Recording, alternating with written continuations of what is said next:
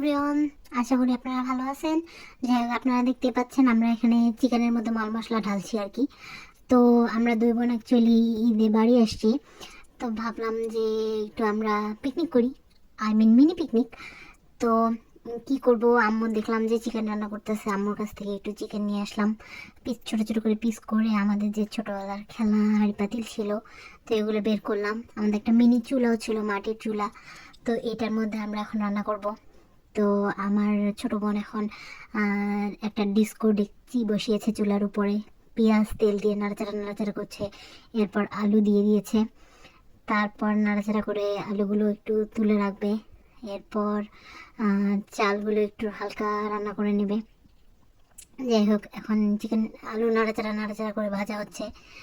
এরপরে আলু তুলে ফেলবে। এখন আপনারা দেখতে পাচ্ছেন চুলায় দাও দাও করে আগুন জ্বলছে। তো যাই হোক, আমাদের চুলার অনেক স্পিড। এখন আমাদের চাল নাড়াচাড়া করা হচ্ছে। এখন চালটা হালকা একটু হয়ে গেলে আমরা চিকেনগুলো কষিয়ে নিয়ে দেন সব কিছু একসাথে মিক্স করব।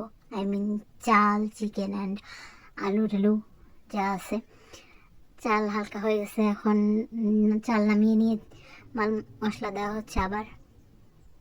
তো চিকেন কষানোর জন্য তেল, পেঁয়াজ, গরম মশলা, আদা, জিরা, রসুন সব কিছুই দেওয়া হচ্ছে। এখন চিকেন ঢেলে দেওয়া হবে। চিকেন ঢেলে দেওয়া হলো, এখন চিকেনটা হালকা কষিয়ে নিয়ে নেওয়া হচ্ছে।